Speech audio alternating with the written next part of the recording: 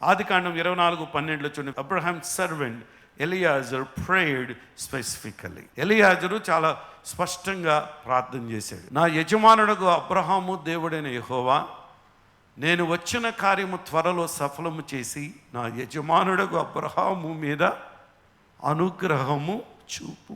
Abraham ఒకసారి అన్నాడు, ఇంకేముంది, నువ్వు పిల్లల్ని ఇస్తానన్నావు, 25 సంవత్సరాలు అయిపోతుంది, ఎప్పుడో నువ్వు వాగ్దానం చేశావు. ఆయన ఎలియాజరే ఈ ఆస్తికి అంతటికి వారసుడు. మరి ఆస్తిని గురించి ఎందుకు ఆలోచించాడో నాకు తెలియదు. ఎలా ప్రార్థిస్తే బాగుండేదేమో అనిపించేది. ఏమని? నువ్వు ఇచ్చిన వాగ్దానం నెరవేరాలి కదా, ఆకాశ నక్షత్రాల వలె చేస్తానన్నావు, ఇసుక రేణువుల వలె చేస్తానన్నావు. అటువంటి విశ్వాసంతో ఉన్నటువంటి అబ్రహాముకు ఒకనొక సమయంలో డౌట్ వచ్చినా సరే, ఎలియాజరు చూడండి, అసలు ఇదండి సర్వెంట్ అంటే. దాసుడు అంటే ఇలా ఉండాలి, వెంబడించేవారు కూడా ఇలా ఉండాలి, ఓ సంఘంలో విశ్వాసులు ఇలా ఉండాలి, సేవకులు ఇలా ఉండాలి. మన కొరకు కాకుండా తను చేస్తున్నటువంటి ప్రార్థన ఏమిటి? Abraham servant Eliezer prayed, then he prayed, Lord God of my master Abraham, make me successful today and show kindness to my master Abraham. నీ అనుగ్రహముని చూపించిన ఆయన, నీ దయని చూపించిన ఆయన, నీ కనికరాన్ని చూపించిన ఆయన అని ప్రార్థించుంటాడు. ఈరోజు ఎవరైతే వివాహాల విషయంలో, పిల్లల విషయంలో ఇంకా మీరు ప్రార్థిస్తున్నారో, ఇదే ప్రార్థన, ఎలియాజరు చేసినట్టు ప్రార్థన మనం కూడా చేద్దాం. హల్లెలూయా. ఎంతమంది గుర్తుకొస్తే అంతమంది కొరకు ప్రార్థించండి, ఇది నెరవేరబోతుంది. హల్లెలూయా.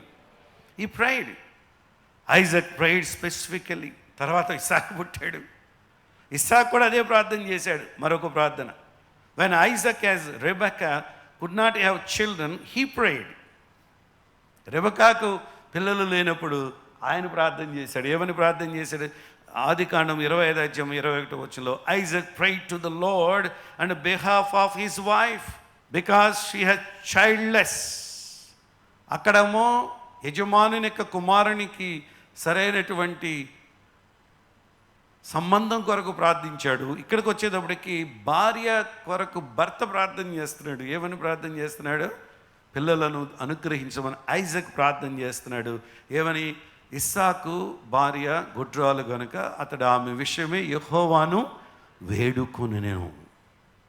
యెహోవా అతని ప్రార్థన వినును గనక అతని భార్య అయిన రెబెకా గర్భవతి అయ్యను అంటాడు. హల్లెలూయా. ఖచ్చితంగా మన ప్రార్థన వింటాడు.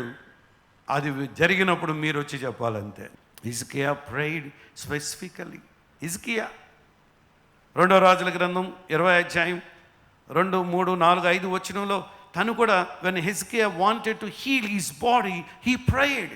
తన శరీరంలో స్వస్థత కలగడం కోసం హిజ్కియా ప్రార్థించినటువంటి విధం చూడండి. అతడు తన ముఖము గోడ తట్టు తిప్పుకొని స్పెసిఫిక్, యెహోవా యథార్థ హృదయుడనై సత్యముతో నీ సన్నిధి నేనెట్లు నడుచుకుంటునో, నీ దృష్టికి అనుకూలముగా సమస్తము నేనెట్లు జరిగించి తినో, కృపతో జ్ఞాపకము చేసుకొనుము.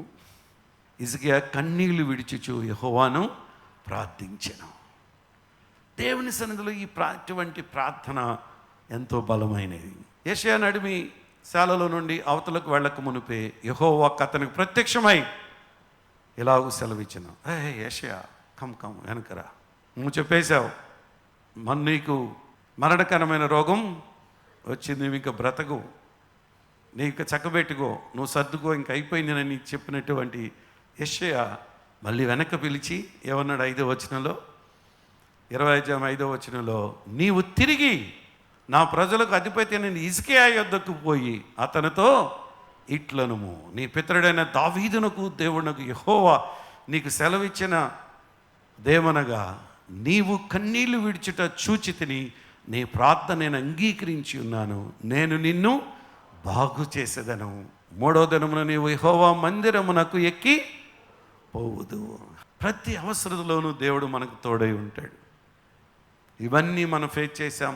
కొన్ని సందర్భాల్లో కొన్ని మనం అనిశ్చిత, దుఃఖము, బాధ, వేదన పరిస్థితులు వచ్చాయి. వాటన్నిటిలో దేవుడు ప్రార్థిస్తూ ఎలా కార్యాలు చేశాడో బైబిల్లో మనం చూస్తాం. ఇంకా ఎలైజా ప్రేయిడ్ స్పెసిఫికలీ. ఎలీషా కూడా అదే ప్రార్థన చేశాడు.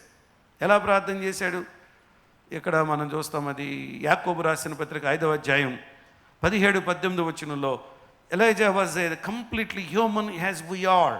తను ఎలా ప్రార్థన చేశాడు? When Elijah wanted to weather to be changed he prayed.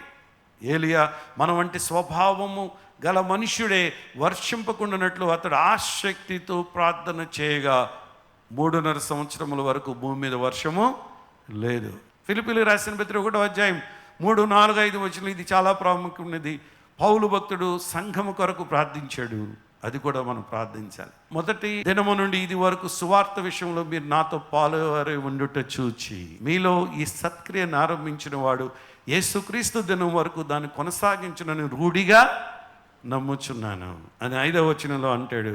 చూడండి, చాలా అద్భుతం. కనుక మీ అందరి నిమిత్తము నేను చేయు ప్రతి ప్రార్థనలో ఎల్లప్పుడూ సంతోషముతో ప్రార్థన చేయొచ్చు అంటాడు. అంటే మనం ఈ సత్క్రియలు, ఈ మంచి క్రియలు, ఈ సువార్త అంటే the message Christ continue to be shared.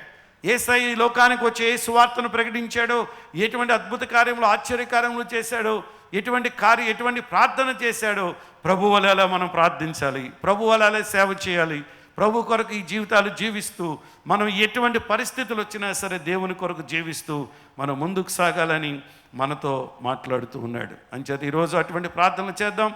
అలాగే చివరికి ప్రభు కూడా అదే ప్రార్థన చేశాడు. జీసస్ ప్రేయిడ్, స్పెసిఫిక్గా ప్రార్థన చేశాడు. 17వ అధ్యాయం 11వ వచనంలో యోహాను సువార్తలో amazing prayer, one of the greatest example to encourage to pray specifically Jesus. He prayed often in many situations for a specific request. Jesus prays for his disciples. నేనికను లోకములో ఉండను, కానీ వీరు లోకంలో ఉన్నారు. నేను నీ యొద్దకు వచ్చుచున్నాను. పరిశుద్ధుడైన తండ్రి, మనము ఏకమై ఉన్నలాగున వారును ఏకమై ఉండునట్లు నీవు నాకు అనుగ్రహించిన నీ నామమందు వారిని కాపాడుమని ప్రార్థించాడు. ప్రార్థన చేసుకుందాం కళ్ళు మూసుకున్నట్లయితే. తండ్రి, నీకు వందనాలు. ఈరోజు మేము ఎలా ప్రార్థించాలో, ఎలా ప్రత్యేకంగా ప్రార్థించాలో, ఏ ఉద్దేశంతో ప్రార్థించాలో, ఏది ఆశించి ప్రార్థించాలో, ఎలా ధైర్యంగా ప్రార్థించాలో అనేకమైనటువంటి విషయాలను మాతో మాట్లాడావు. అవును నాయనా, మా ప్రార్థనలు ఎప్పుడు ఖచ్చితంగా ఉండటానికి, మా ప్రార్థనలు ఎప్పుడు ధైర్యముతో ఉండటానికి, మా ప్రార్థనలు ఎప్పుడు ఆశించే విధంగా ఉండటానికి, మా ప్రార్థనలు ఎప్పుడు ఖచ్చితంగా ఆసక్తితో ఉండటానికి నువ్వు చేస్తున్న సహాయాన్ని బట్టి నీకు వందనాములు. నీ భూలోకంలో ఎలా ప్రార్థించావో ఆ ప్రార్థన నువ్వెలా ఈ లోకంలో మా కొరకు గొప్ప కార్యాలు చేసేవాళ్ళ చేయటానికి, అలాగే పౌలు ఎలా ప్రార్థించాడో, ఏలియా ఎలా ప్రార్థించాడో, అలాగే హిజ్కియా ఎలా ప్రార్థించాడో, ఇస్సాకు ఎలా ప్రార్థించాడో, అబ్రహాం ఎలా ప్రార్థించాడో ఆ ప్రార్థనలు విన్నాము నాయన. తండ్రి, నీకు వందనాలు నాయన. మేము ప్రార్థించే విషయంలో ఎక్కడ అధైర్యపడకుండా, ఎక్కడ దిగులు పడకుండా, మా ఉన్న ప్రతి అవసరతలు, మా నీడ్స్, ప్రతి ఒక్క అవసరత, ప్రతిది డీటెయిల్డ్గా ఖచ్చితంగా నీతో చెప్పుకోవడానికి, ఒకవేళ అది లైన్లో లేకపోయినా, అది సరైన రీతిలో మేము అడగకపోయినా, మేము పశ్చాత్తాపపడి హృదయంలో ఎటువంటి కల్మషం లేకుండా, పాపము లేకుండా యథార్థతతో మేము ఉండి, అది ఒకవేళ ఒక లైన్, ఒక క్రమం, మేము అడిగే విషయంలో ఒక స్పష్టత లేకపోయినా, అది ఒక లైన్గా లేకపోయినా, పరిశుద్ధాత్ముడా నీవు మా పక్షము నుండి దాన్ని లైన్లో పెడుతూ, దాన్ని తండ్రి దగ్గరికి, కుమారుని దగ్గర తీసుకుని వెళుతూ మాకు ఇస్తున్న జవాబులను బట్టి నీకు వందనములు నాయన. తండ్రి, విన్న వాక్యాన్ని మా హృదయంలో ఫలింప చేయండి. నీ సన్నిధిలో మేము ఎల్లప్పుడూ మా హృదయాలను నీ సన్నిధిలో సిద్ధం చేసుకుని నీ కొరకు జీవించడానికి సహాయం చేయమని వేడుకుంటూ ఉన్నాం. అవును ప్రభు, మేము ప్రార్థించినప్పుడు నువ్వు వింటావు, అలాగే దానికి జవాబు నువ్వు ఇస్తావు. To hear from God through prayer.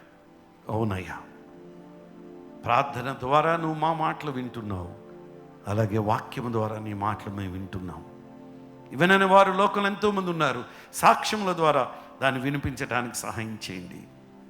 ఈ రోజులో ఎవరైతే అవసరతలో ఉన్నారో వారి యొక్క ప్రతి అవసరత తీర్చి పంపించమని, మహిమ ఘనత ప్రభావాలు నీకే చెల్లిస్తూ యేసు నామములో ప్రార్థిస్తున్నాము తండ్రి, ఆమేన్.